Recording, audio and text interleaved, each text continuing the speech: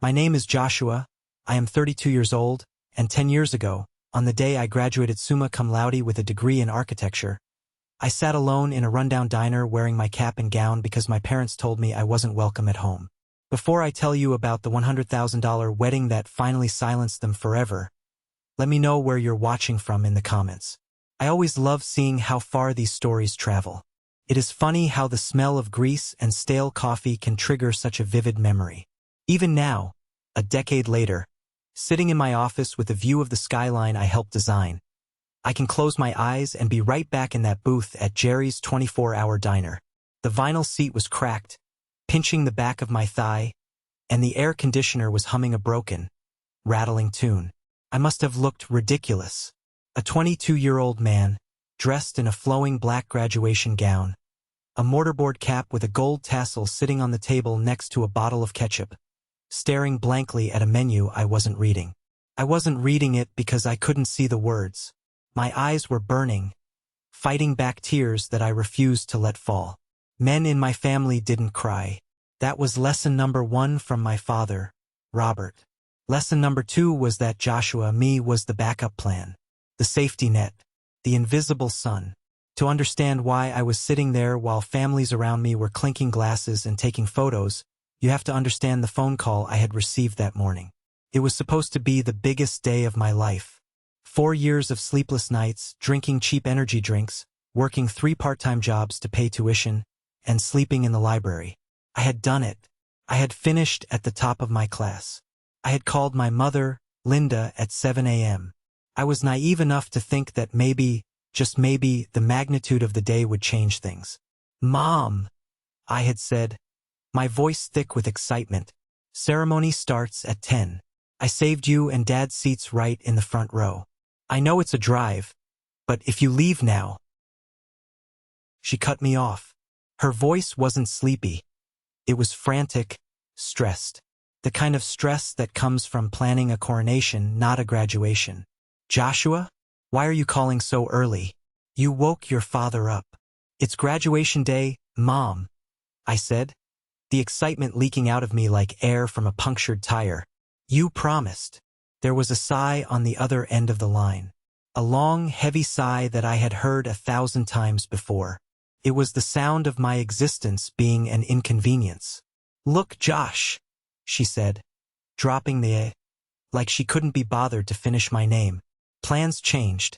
Caleb's birthday is this weekend. Remember? Caleb's birthday was 3 days ago," I argued. "Caleb was my older brother, the golden child, the one who could do no wrong, despite having never held down a job for longer than 6 months. And today is my college graduation." "Yes, but the weather is perfect today," Linda said, her tone shifting to that defensive pitch she used when she knew she was wrong but wouldn't admit it. "Your brother wanted to take the boat out. We rented that nice pontoon down at the lake house. It's a big party, Joshua. Everyone is coming. Aunt Patricia, the cousins, the neighbors." "Everyone is coming?" I repeated, my grip tightening on the phone. "Everyone except me? Well, we couldn't exactly fit the graduation in, could we?" She laughed, a nervous, dismissive sound. "It's just a ceremony, honey. They hand you a piece of paper. It's boring.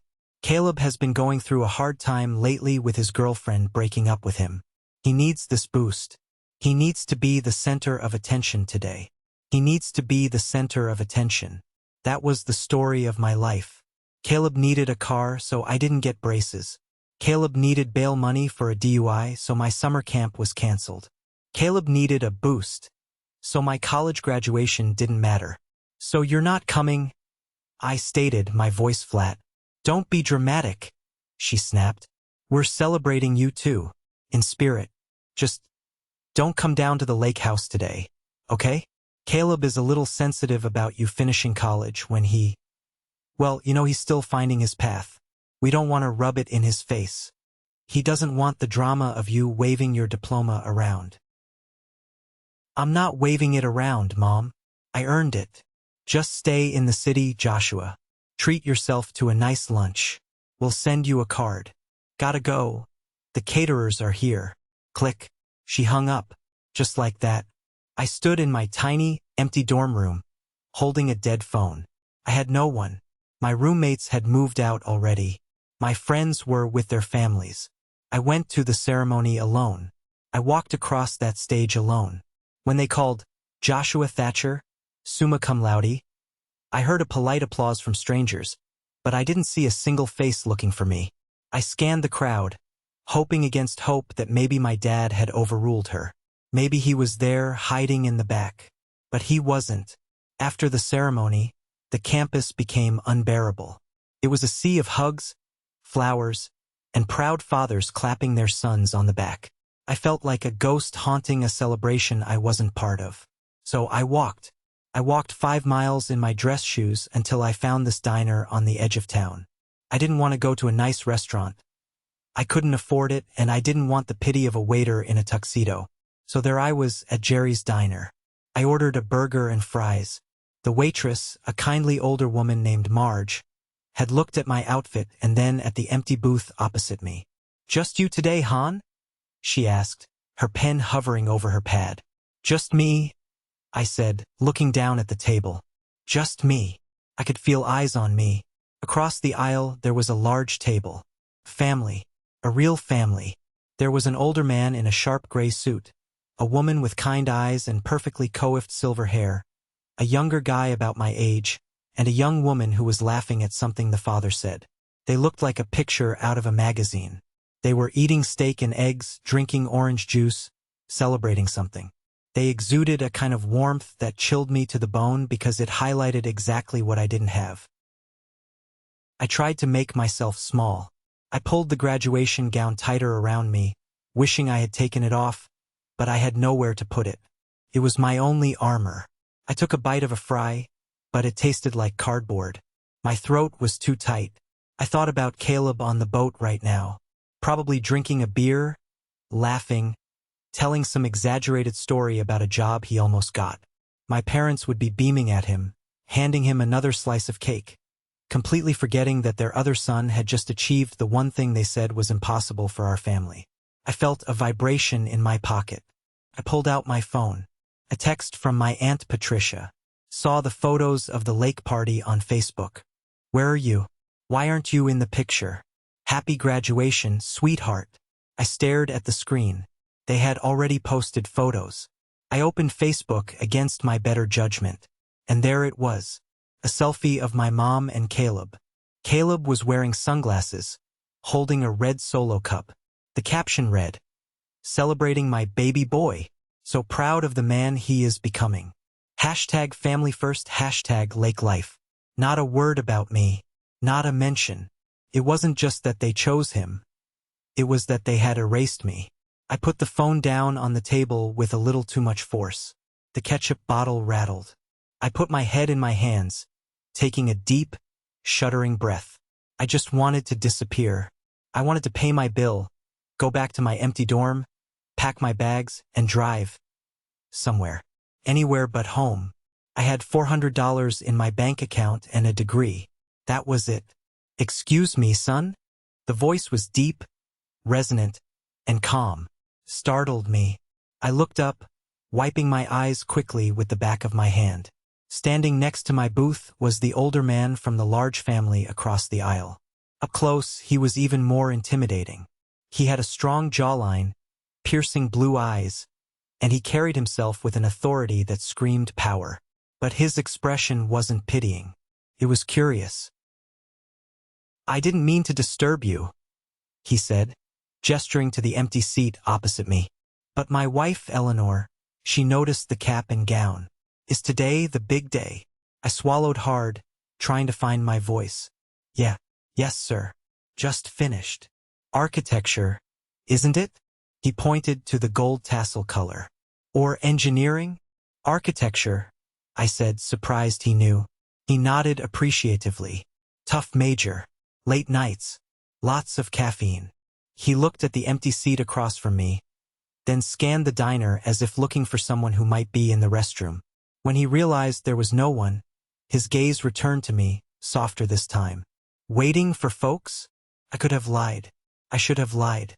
It would have been easier to say they were parking the car or in the bathroom.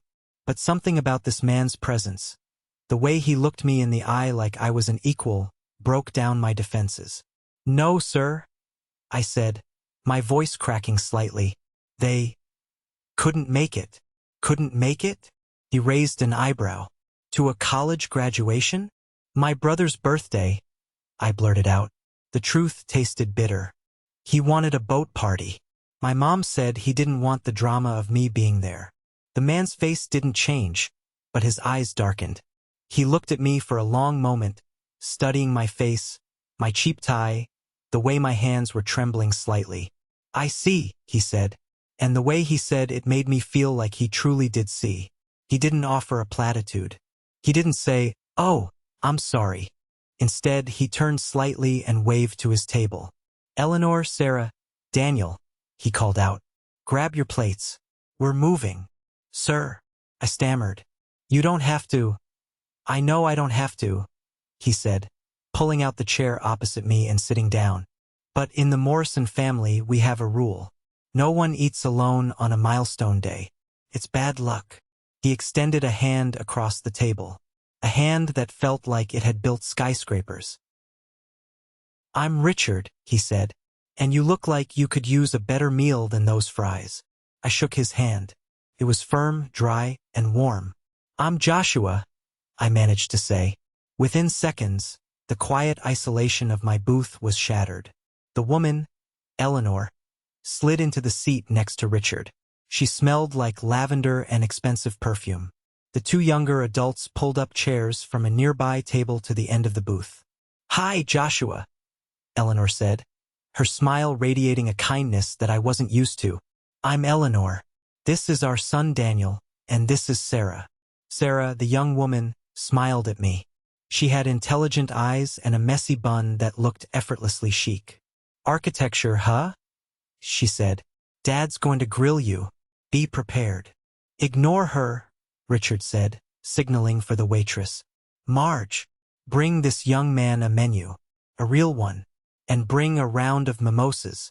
We have a graduate to toast." I sat there stunned. I felt like an imposter. These people were clearly wealthy. Their clothes, the way they held themselves, the easy confidence in their voices. It was a world away from the chaotic, loud, and tense dinners I grew up with. "So, Joshua," Richard said, leaning back as Marge cleared my sad plate of fries, "tell us about your final project. What was your thesis?" I hesitated. My parents had never asked about my classes, let alone my thesis. It was focused on sustainable urban housing, adaptive reuse of industrial spaces. Richard's eyes lit up. For the next 20 minutes, I wasn't the sad kid with the missing parents. I was an architect. I talked about structure, light, materials, and community impact. Richard didn't just listen.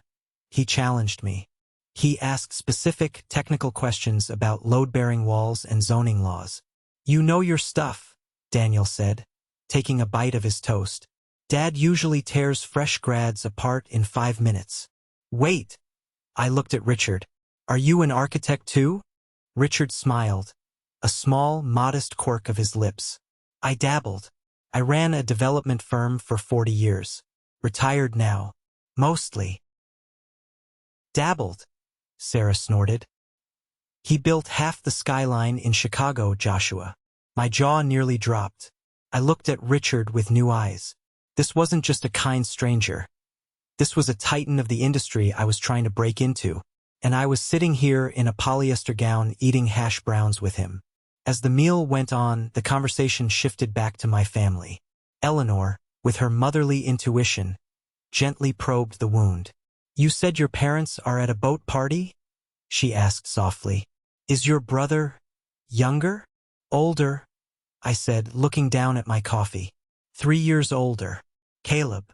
"And they prioritized his birthday over your graduation?" There was a steeliness in her voice now. "It's complicated," I lied. "It wasn't complicated.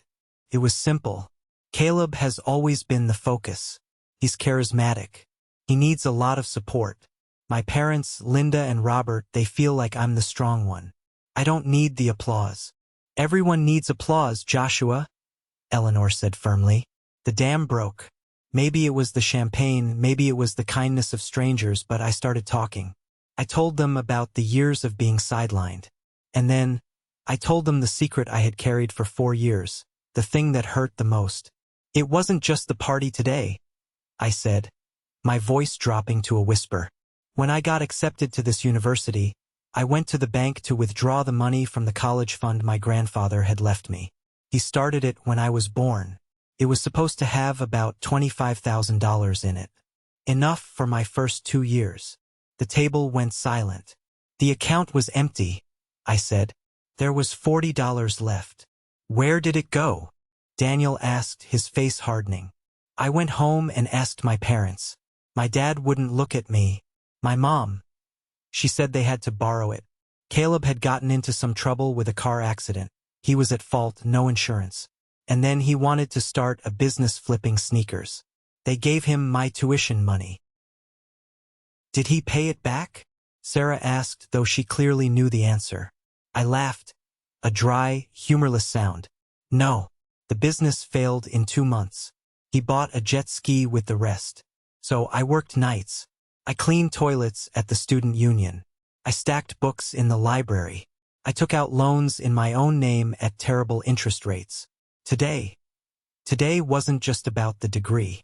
It was about proving I could survive without them. I looked up. Eleanor was wiping a tear from her cheek. Richard was staring at me with an intensity that was almost frightening.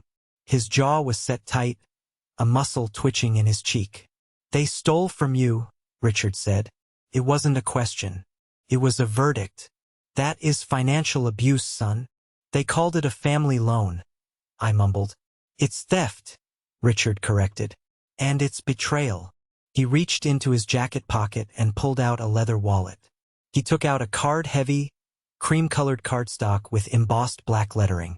He slid it across the table to me. Richard Morrison. Morrison and Associates. I don't hand these out to just anyone, Richard said.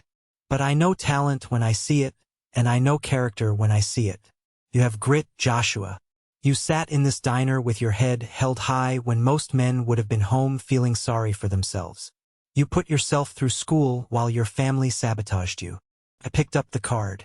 My hands were shaking. Come to my office on Monday morning, Richard said. 9 o'clock sharp. Don't wear the gown. Wear a suit. If you don't have a suit, buy one. Send the bill to this office. Sir, I can't. It's not charity, he cut me off. It's an investment. I'm looking for a junior associate who understands the value of hard work. My son Daniel runs the legal department, Sarah is in medicine, but I need someone with an eye for design. You give me a year, and I'll teach you everything university didn't. Why? I asked. Why would you do this for a stranger?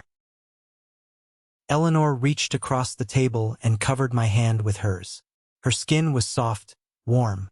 Because, honey, she said, we have a son too, and we know what it looks like when a parent is proud. You deserve to be proud. I looked around the table. Daniel nodded at me. Sarah smiled. A genuine, dazzling smile that made my heart skip a beat. I'll be there, I whispered. Monday, 9 a.m. Richard nodded, satisfied. He called for the check. When it came, he paid for everything, my burger, their steaks, the champagne. One more thing, Joshua, Richard said as we stood up to leave. I grabbed my cap from the table. Your family, the ones who aren't here, they made a choice today. They chose the past. They chose to enable a cycle of failure with your brother. You, he put a heavy hand on my shoulder. You are the future. Don't look back. You aren't going that way. I walked out of that diner into the bright afternoon sun. I was still alone in the physical sense. They got into a beautiful black sedan and drove off. But for the first time in my life, I didn't feel lonely. I felt seen. I looked at my phone.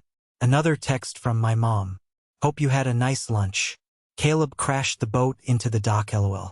Dad is mad, but we're handling it. Don't worry about coming by later.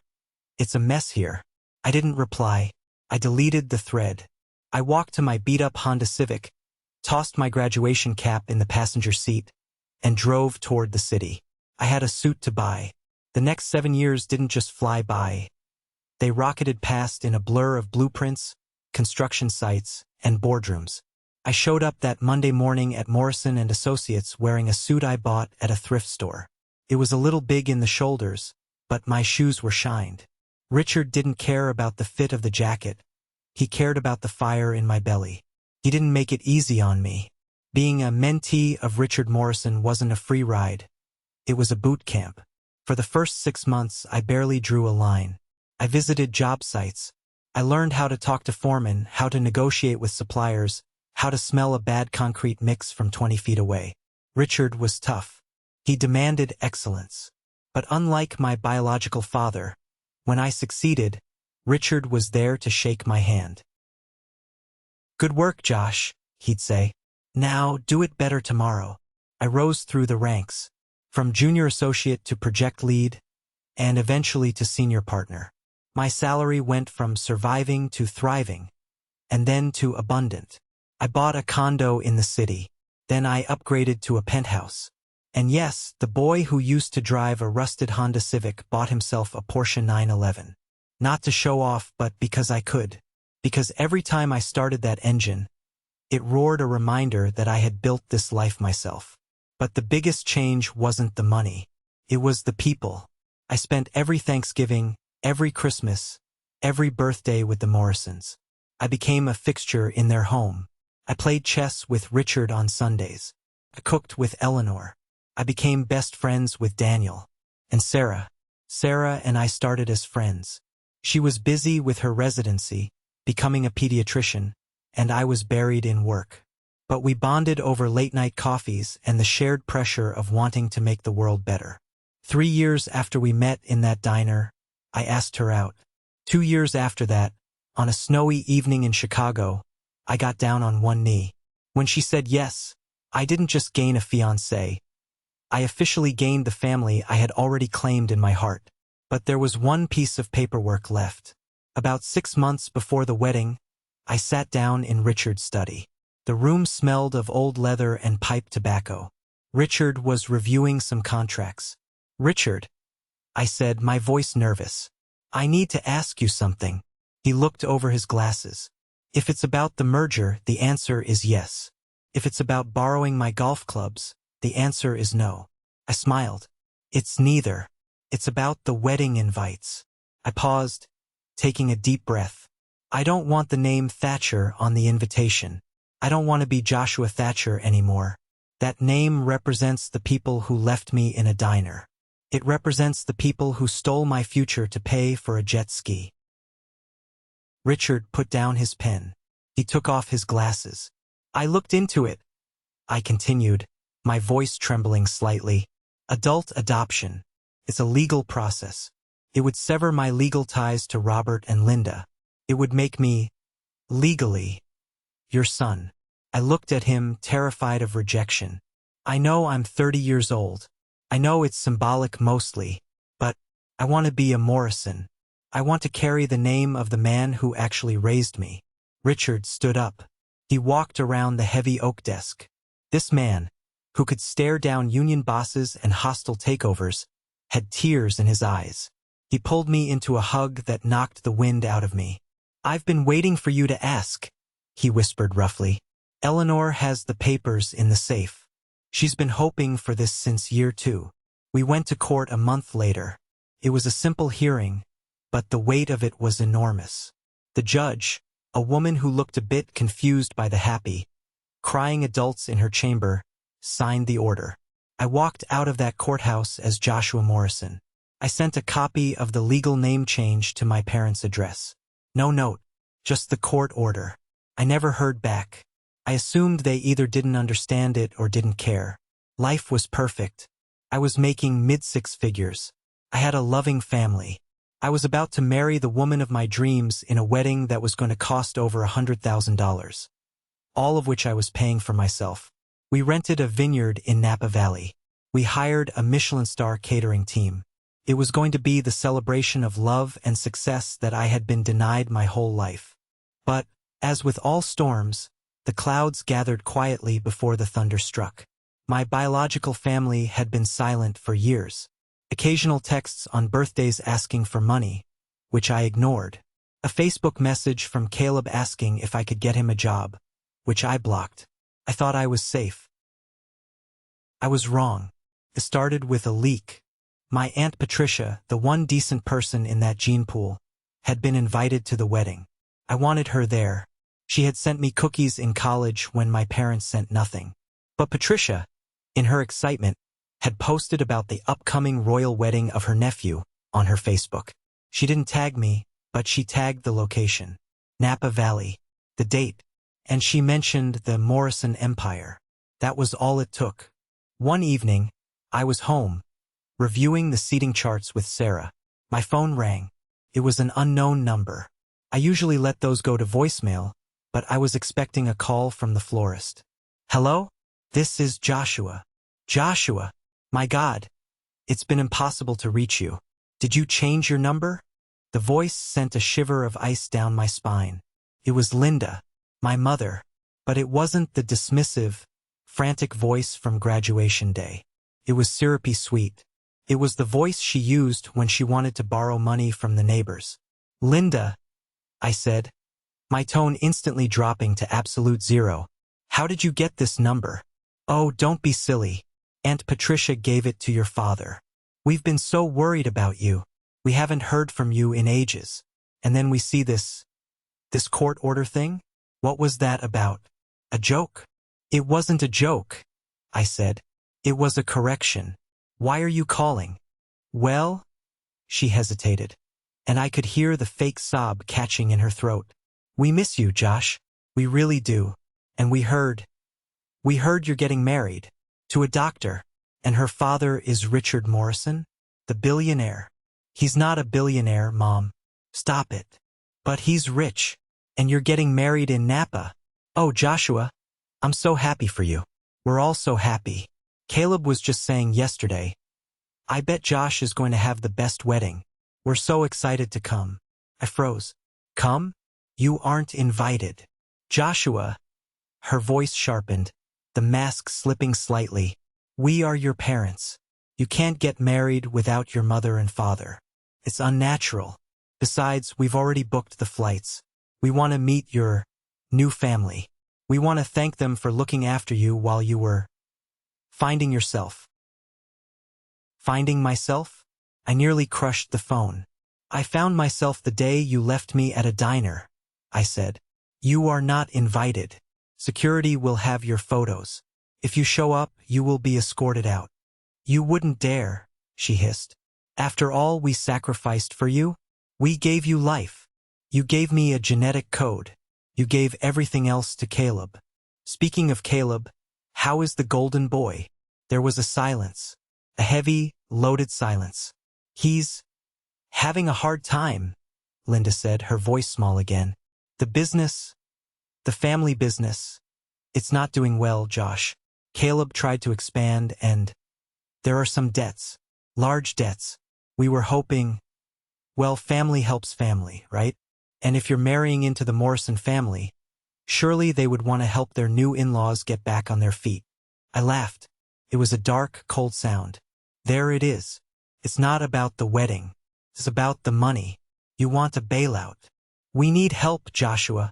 Your father is going to lose the house. Caleb is in trouble with some bad people. Just let us come to the wedding. Let us meet Mr. Morrison. I'm sure if we explain. No, I said. Do not come. Do not call again. I hung up and blocked the number. My heart was pounding. I looked at Sarah. They're coming, I said. Let them come, Sarah said, her eyes fierce. We'll be ready. The days leading up to the wedding were a mix of frantic joy and underlying dread. I knew my parents.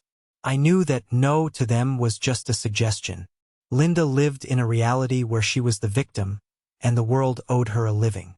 If they were desperate, and it sounded like they were financially drowning, they would view my wedding not as a ceremony, but as a networking opportunity. A chance to snag a wealthy benefactor. I hired extra security. I gave the head of the security team, a massive ex-Marine named Tony, photos of Linda, Robert, and Caleb. They do not get past the gate, I told Tony. Understood, Mr. Morrison. Tony nodded. Hearing him call me Mr. Morrison settled my nerves slightly, but I underestimated the cunning of desperation. 2 days before the wedding, I received a dossier from a private investigator I had hired, on Richard's advice, to check on my biological family's situation. I needed to know what I was up against. The report was shocking. My father, Robert, had handed over the reins of his small but stable landscaping company to Caleb 3 years ago. Within 18 months, Caleb had run it into the ground. He had leveraged the company assets to buy flashy cars and invest in a cryptocurrency scam. They were facing foreclosure on their home. Caleb had gambling debts. They weren't just coming to beg. They were coming to survive. I was their last lottery ticket. The wedding weekend arrived. The venue was a stunning estate in Napa, overlooking rolling hills of vines. The air smelled of jasmine and expensive champagne. Guests arrived in limousines. There were senators, other architects, doctors from Sarah's hospital. It was a gathering of success and elegance. Richard pulled me aside the morning of the ceremony. We stood on the balcony of the bridal suite, looking out at the white chairs arranged on the lawn. "You okay, son?" he asked. "I'm waiting for the other shoe to drop," I admitted. "I know they're here. The PI said they booked a Motel 6 about 10 miles away." Richard straightened my tie. "Let them come. If they cause a scene, they humiliate themselves, not you. You have nothing to be ashamed of, Joshua. You built this life. I just opened the door. You walked through it. They think you're paying for everything," I said, a bitter smile on my face. "Linda thinks she can charm you into paying off Caleb's debts." Richard chuckled, a dry sound. "I've eaten sharks like your mother for breakfast in the 80s. Don't worry about me. Focus on Sarah." The ceremony was beautiful. When I saw Sarah walking down the aisle, everything else faded away. The fear, the anger, the past. It all dissolved. I wasn't the abandoned boy anymore. I was a man standing tall, about to marry my equal. When the officiant asked, "Do you, Joshua Morrison, take this woman?" and I said, "I do," I felt a physical weight lift off my chest. We were husband and wife. The reception was held in a massive glass pavilion. Crystal chandeliers, live jazz band, tables laden with gourmet food. It was the definition of luxury. We were about an hour into the reception. Speeches were starting. I was holding Sarah's hand, feeling relaxed for the first time in weeks. Then, I saw a commotion near the entrance. Tony, my security guard, was blocking the path of 3 people. But Linda was loud. She was wearing a dress that was too bright, too sparkly, and clearly dated. Caleb was in a rented tuxedo that didn't fit, looking sweaty and agitated. Robert looked gray and defeated, trailing behind them. "I am the mother of the groom," Linda was shrieking, loud enough that the jazz band faltered. "You cannot keep me out of my son's wedding. This is illegal. I'll sue you." Guests were turning around. The murmurs started. "Who are those people? Is that the help?" I stood up. My instinct was to run, to hide, to be that kid in the diner again. But then I felt Sarah squeeze my hand. I looked at Richard. He gave me a nod. "Let them in, Tony," I said into my lapel mic, which was connected to security. "Sir?" Tony asked in my earpiece. "Let them in." I wanted this to end. I wanted it to end publicly.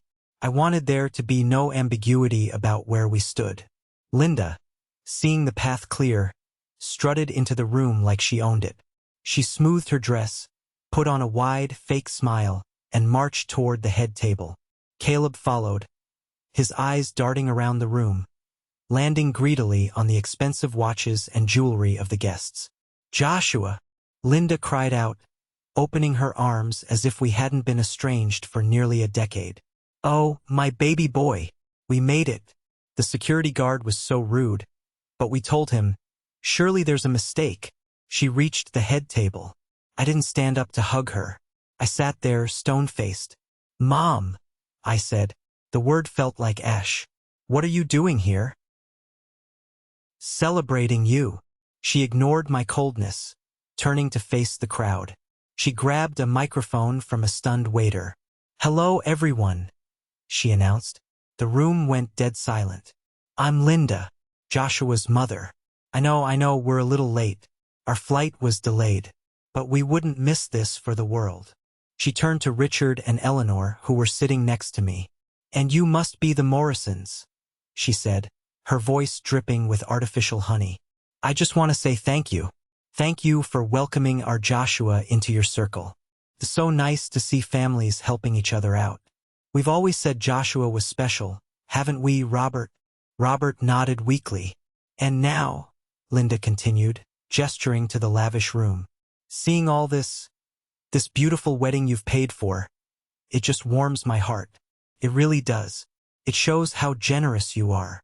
The room was silent. Awkwardly, painfully silent. Linda thought she was charming the room. She thought she was setting the stage for the ask. She turned to me. "Joshua, Caleb is so happy for you too. Give your brother a hug." Caleb stepped forward, smelling of cheap cologne and stale cigarettes. "Hey, bro, nice digs. Must be nice marrying rich. Huh." That was it. That was the spark. I stood up. But before I could speak, Richard stood up. He didn't need a microphone. His voice, honed in boardrooms and construction sites, carried to the back of the room. "Excuse me, madam," Richard said. He walked around the table to stand face to face with Linda. He towered over her. "I think there is a misunderstanding," Richard said calmly. "Oh, no misunderstanding," Linda smiled nervously. "We're just family connecting with family." "You are not family," Richard said. The temperature in the room dropped 10 degrees. "You are strangers who crashed a private event.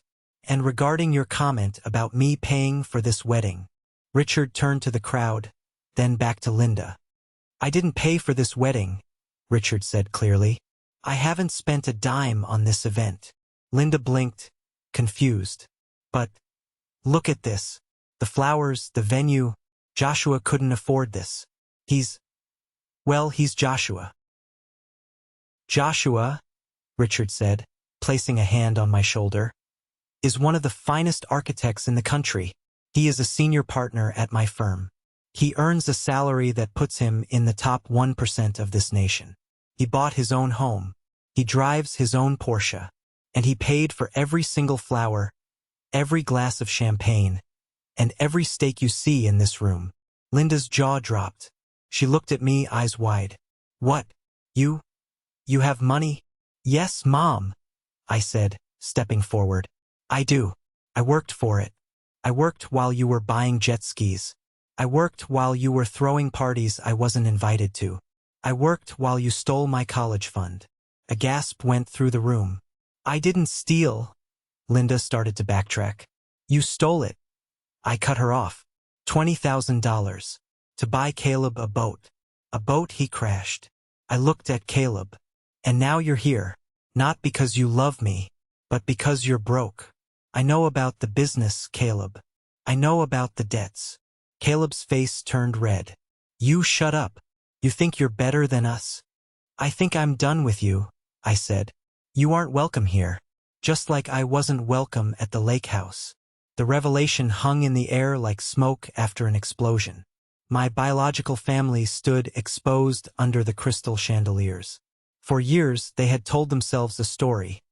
Joshua is the loser. Joshua is the ungrateful one. Caleb is the star. Now, that story was shattering in real time. Linda looked from me to Richard, then to the guests. She saw the disgust on their faces. These were successful people, judges, doctors, self-made millionaires. They knew a grifter when they saw one. But Linda had one card left to play. The victim card. She burst into tears. Loud, theatrical sobs. "How can you be so cruel?" she wailed, clutching her chest. "We are your flesh and blood. We made mistakes, yes. Who doesn't? But to humiliate us like this, in front of all these people, after we came all this way to make amends." She turned to Sarah. "You're a doctor, aren't you? You help people. Tell him you can't treat his mother like this. We're destitute, Joshua. Your father is sick. He has high blood pressure. The stress of losing the business. He could die. And you have all this. She waved her hand at the room.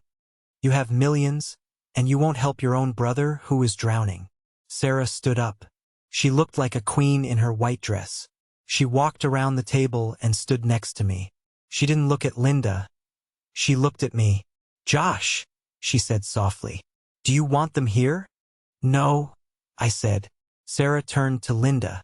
My husband has spoken. And regarding my profession, I treat sick children, Mrs. Thatcher. I don't treat parasites. The room erupted in a mix of gasps and nervous laughter. Caleb lunged forward. Who are you calling a parasite, you stuck-up?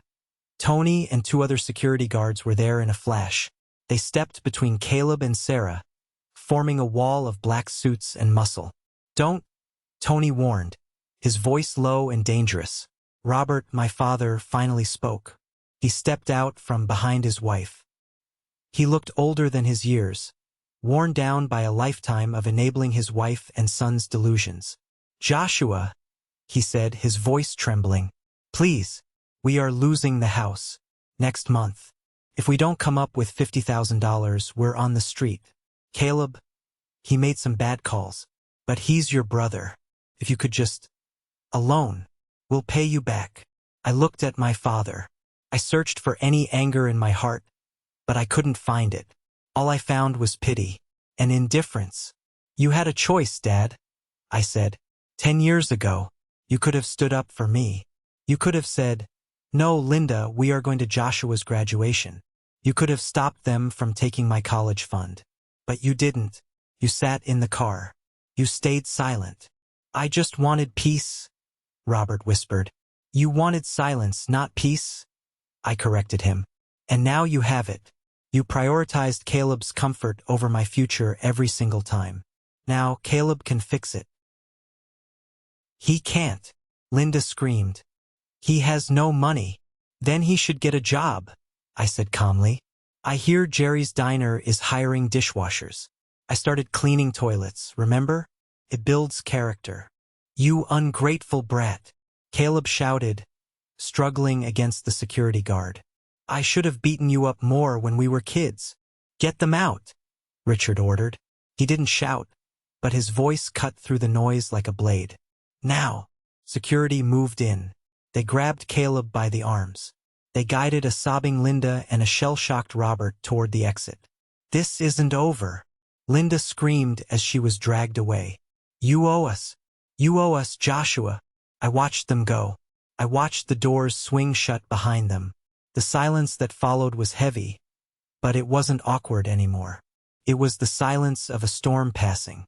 I looked at the crowd, my friends, my colleagues, my real family. I apologize for the interruption, I said into the microphone, my voice steady. We had some uninvited guests, but as my father, Richard, taught me, you can't let the past ruin the future. I raised my glass. To the family we choose. To the family we choose, the room roared back. Richard clapped me on the back. Proud of you, son. That was definitive. I felt like I was going to throw up, I admitted quietly. But you didn't, Richard smiled. You stood tall. Now go dance with your wife. The rest of the wedding was a blur of joy. We danced until 2 a.m. I laughed more in those hours than I had in the first 20 years of my life. The shadow of the Thatchers had finally been exorcised. They had seen the truth, and the truth had burned them. The next morning, as Sarah and I were having breakfast on the terrace of our honeymoon suite, my phone buzzed. It was a text from an unknown number. I assumed Linda had borrowed a phone. We are at the bus station. We don't have enough money for the tickets home. Please, Joshua, just $200. We are your parents. I looked at the message. I looked at the view of the vineyard. I looked at my beautiful wife buttering a croissant. I thought about the $200. I had it. It was nothing to me now. I could Venmo it in 10 seconds. It would be the easy thing to do. It would make me feel like the good guy. But then I remembered the diner. I remembered the graduation gown. I remembered the empty bank account. If I sent that money, I was telling them that their behavior worked. That if they screamed loud enough, pushed hard enough, guilt-tripped enough, I would crack. I typed a reply. Call Caleb. Maybe he can sell the jet ski. Then I blocked the number and turned off my phone. Everything okay? Sarah asked, noticing my expression. Perfect, I said, just clearing out the spam folder. This is the moment that changed everything, when I finally took back control of my life. Thank you for being patient and walking with me to this point. You are amazing. Please help me by liking this video and commenting the number 1 below so I know you've stuck with me this far. This not only helps more people find this story, but it lets me know that my experience means something to you. Your support is the biggest motivation for me to share the rest of this journey. A week later, we were back from our honeymoon. I was back in the office. Life went on. I did hear updates through the grapevine, mostly through Aunt Patricia. The bank foreclosed on my parents' house a month later. They had to move into a small rental apartment in a bad part of town. Caleb's car was repossessed. He avoided jail time for the debts by declaring bankruptcy, but his credit was ruined. He was working construction now, a laborer job that he hated, complaining to anyone who would listen about how his rich brother screwed him over. Linda spent her time posting vague, passive-aggressive quotes on Facebook about ungrateful children and karma. But no one liked the posts. People in our hometown had heard the story. They knew what happened at the wedding. The small-town rumor mill for once worked in my favor. The Morrisons were respected. The Thatchers were exposed as leeches. I never spoke to them again. Sometimes people ask me if I regret it. They ask if I miss having my real parents. I tell them I have my real parents. Last Thanksgiving, 5 years after the wedding, we went back to Jerry's diner. It's a tradition now. Me, Sarah, our 2-year-old daughter, Eleanor, we named her after Mom, Richard, and the elder Eleanor. We took up the big booth. The one the Morrisons had sat in that day. I was eating a burger, laughing at something Daniel said. When I looked across the aisle, there was a kid sitting in the booth I used to occupy.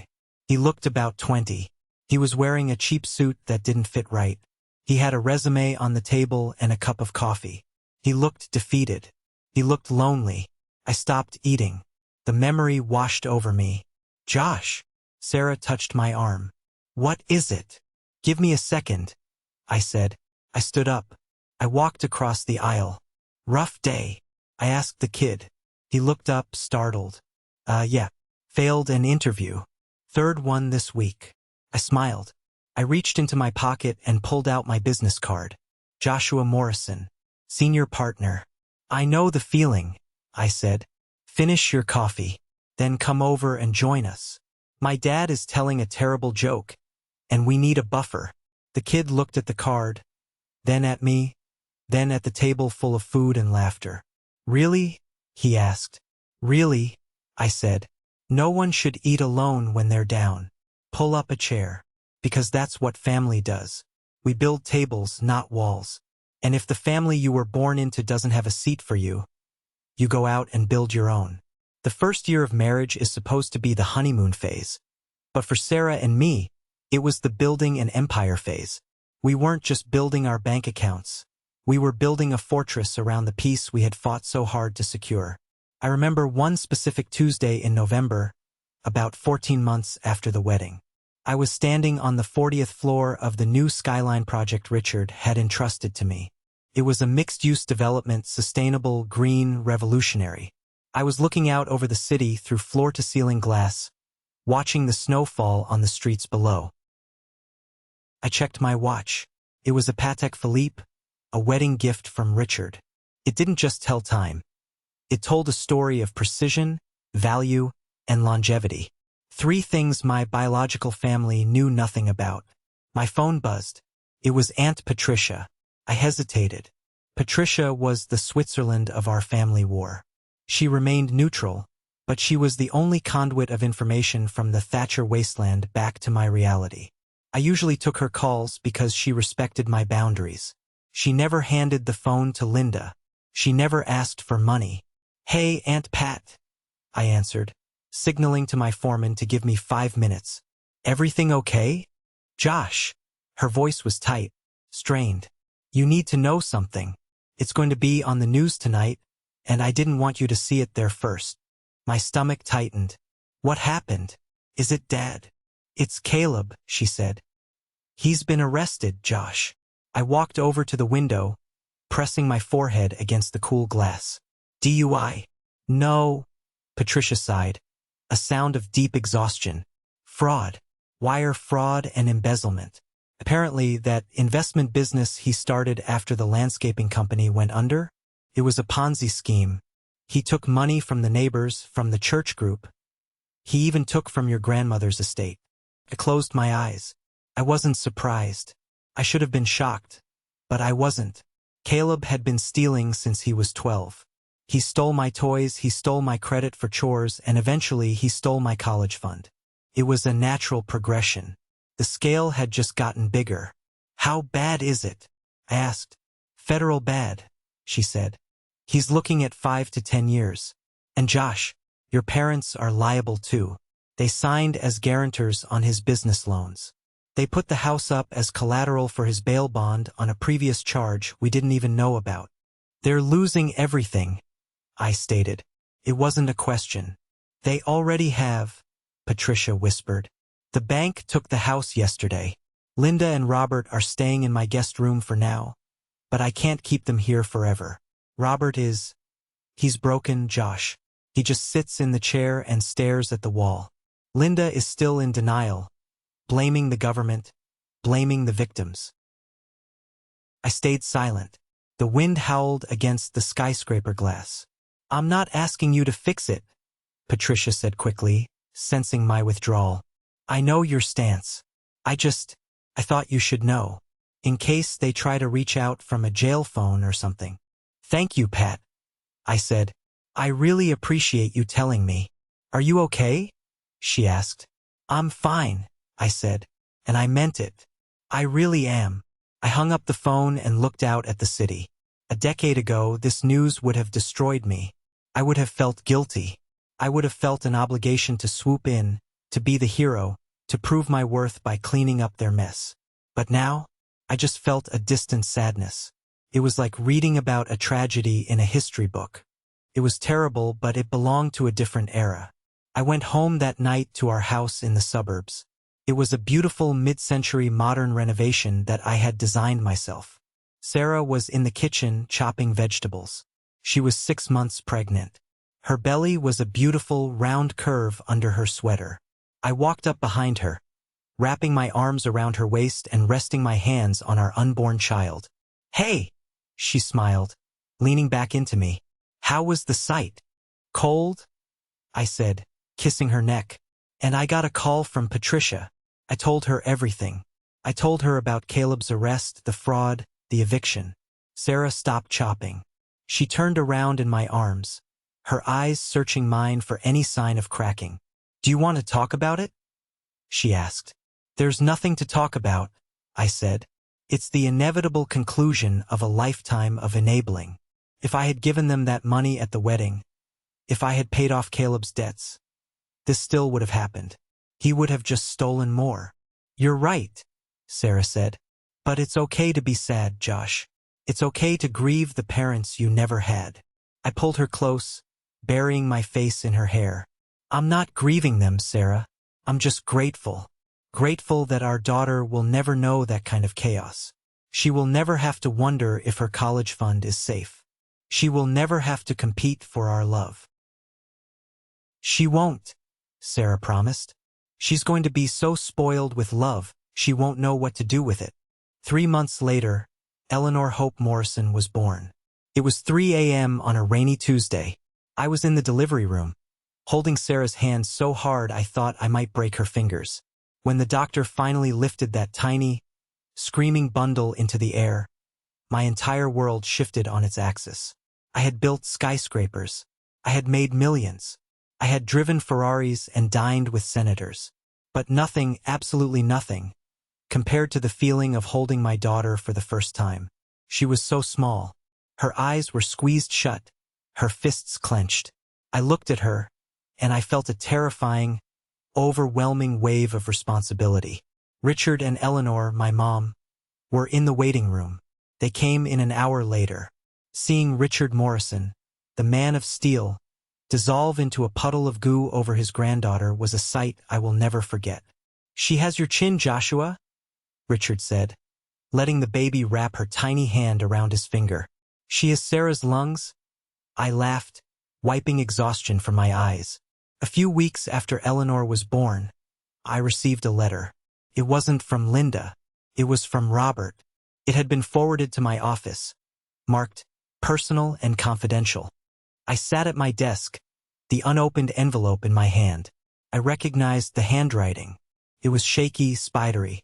My father had suffered a mild stroke shortly after the eviction. Another update from Aunt Patricia. I debated throwing it away, but curiosity, that dangerous old friend, won out. I used my letter opener to slice the top. Inside was a single sheet of lined notebook paper. "Joshua, I know you probably won't read this. I don't blame you. Patricia told me you have a daughter. A little girl. I just wanted to say, don't be me. I spent my whole life trying to keep the peace. I let your mother run everything because I was too tired to fight. I let them hurt you because it was easier than confronting them. I thought I was keeping the family together. I didn't realize I was letting it rot from the inside. Caleb is in prison. He blames everyone but himself. Your mother sits in Patricia's guest room and talks about how ungrateful the world is. She will never change. But I see it now. I see what I lost. I lost the only son who actually became a man. I am not asking for money. I am not asking to see her. I know I lost that right. I just wanted you to know that I am proud of you. And I am sorry, not for the money, but for the empty chair at your graduation. That haunts me every day. Be a good father, Joshua. Be the father I wasn't. Dad. I sat there for a long time staring at the paper. A single tear rolled down my cheek and landed on the ink, blurring the word, Dad. It wasn't forgiveness. I didn't suddenly want to rush to his side and nurse him back to health. The damage was too deep, the years too long. But it was closure. It was the acknowledgement I had waited 32 years to hear. I was right. I wasn't crazy. They failed me. I folded the letter and put it in the shredder. I didn't need to keep it. I didn't need a reminder to be a good father. I looked at the framed photo on my desk. Me, Sarah, and baby Eleanor. That was my reminder. I went home early that day. I found Sarah in the nursery, rocking Eleanor to sleep. I sat on the floor next to the rocking chair and just watched them. Rough day, Sarah whispered. No, I said softly. A good day. I really love you guys. Sarah smiled, reaching down to stroke my hair. We love you too, Papa. That word, Papa, it sounded like a promise. In the months that followed, my career continued to soar. I became the face of the firm as Richard stepped back into full retirement. We landed the contract for the new city library, a project close to my heart. I insisted on a dedicated wing for underprivileged youth, complete with a scholarship mentorship program. One afternoon, I was at the construction site of the library. I was wearing my hard hat, reviewing some structural steel specs with the engineer. I saw a young man working on the cleanup crew. He couldn't have been more than 19. He was sweeping debris, but every few minutes, he would stop and look at the blueprints taped to the wall. He would study them with an intensity that I recognized. I walked over to him. Interesting reading? I asked. He jumped, nearly dropping his broom. Sorry, sir. I was looking at the cantilever design. It's really cool how you distributed the load. I paused. A cleanup kid noticing load distribution? You studying engineering? I asked. Trying to, he said, looking down at his boots. I take night classes at community college. Working this during the day to pay for it. My folks aren't really in the picture to help. It was like looking in a mirror. The hunger, the fatigue, the loneliness. What's your name? I asked. Marcus, he said. Well, Marcus, I said, pulling out a card, just like Richard had done for me all those years ago. Finish your shift, then come see me in the trailer. We need interns who can read blueprints, not just sweep floors. The look on his face, the shock, the hope, it was the best paycheck I had ever earned. I went home that night and told Richard about Marcus. Richard, now frail but still sharp as a tack, smiled from his armchair. "Passing the torch," Richard said. "That's the only immortality we get, Josh." "I learned from the best," I said, pouring him a glass of scotch. "You know," Richard said, looking at the amber liquid, "people always told me I was crazy for taking a chance on a kid in a diner. They said you were broken goods. They said trauma leaves cracks that never heal." "Does it?" I asked. "We all have cracks, son." Richard tapped his glass against mine. "That's how the light gets in." 5 years later, life has a rhythm to it now. A beautiful, chaotic, exhausting, wonderful rhythm. Eleanor is 5, starting kindergarten, and asking questions about everything. Why is the sky blue? Why do cats purr? Why don't I have a grandpa, Robert? That last one was tough. We sat her down and explained that sometimes people aren't healthy enough to be in our lives, even if we wish they were. We told her that she has Grandpa Richard and Grandma Eleanor, and that is enough love for 10 lifetimes. She seemed satisfied with that. Children are resilient. They accept the reality you present to them, as long as it's wrapped in safety. Caleb was still in prison. He had 2 years left on his sentence. From what Patricia told me, he had found Jesus on the inside, but he was also running a cigarette smuggling ring, so I took his conversion with a grain of salt. Linda was living in a subsidized senior housing complex. She had stopped dyeing her hair and started volunteering at a cat shelter. Maybe animals were easier for her to love than humans. They didn't talk back. They didn't succeed. They didn't make her feel small. Robert passed away 2 years ago. I didn't go to the funeral. That was a decision that scandalized the few remaining relatives who still spoke to me. "How can you not go?" they asked. "He's your father." But I stayed home. I took Eleanor to the park that day. I pushed her on the swing and listened to her laugh. That was my memorial to him, being present for my child in a way he never was for me. I sent flowers to the funeral home, a simple arrangement of white lilies, with a card that just said, "Rest in peace." No name, just peace, because that's what I had finally found. It was a Saturday morning, the day before Father's Day. I woke up early before the sun. The house was quiet. I went downstairs, brewed a pot of coffee, and sat on the back deck. The air was crisp, smelling of dew and cut grass. I thought about the journey, the 22-year-old boy in the graduation gown, weeping into his fries. The 32-year-old man standing at the altar, terrified his past would ruin his future. And now the 40-year-old father, drinking coffee in a house built on love. I realized that for a long time, I had defined myself by what I lacked. I was the son who wasn't wanted. I was the brother who was robbed. I was the victim, but I wasn't a victim anymore. I was a survivor. And more than that, I was an architect. Not just of buildings, but of my own lineage. "Penny, for your thoughts?" I turned around. Sarah was standing in the doorway, wrapped in her silk robe, holding 2 mugs. She looked even more beautiful now than the day I met her. There were laugh lines around her eyes, silver strands starting to weave through her hair. "Just thinking," I said, taking the mug she offered. "About the diner. We going tomorrow?" she asked, sitting next to me. "Of course," I said. "It's tradition." The diner tradition had grown. It wasn't just us anymore. The next morning, we drove out to Jerry's diner. It hadn't changed much. The neon signs still flickered. The vinyl booths were still cracked. But the atmosphere was different because we brought the party. We pushed 3 tables together. There was me, Sarah, and Eleanor. There was Richard, now using a cane but still commanding the room, and my mom, Eleanor. There was Daniel and his husband, Mark. There was Aunt Patricia, who I had officially adopted into our fold. And there was Marcus, the kid I found sweeping the construction site. He was 24 now, graduated with honors. I made sure to attend his graduation, and was working as a junior architect at my firm. He brought his fiancée, a sweet girl named Lily. We filled that diner with noise, with laughter, with the clinking of silverware and the passing of pancakes. I watched Marcus laughing at one of Richard's terrible jokes. The same jokes Richard had told me a decade ago. I saw Eleanor trying to steal bacon off Daniel's plate. I saw Sarah looking at me with that look that said, "We did good." Marge, the waitress who had served me that first lonely day, had retired years ago. But the new waitress, a young girl with purple hair, came over with the coffee pot. "You guys are always the happiest table in here," she said, pouring my cup. "Is it a special occasion?" I looked around the table.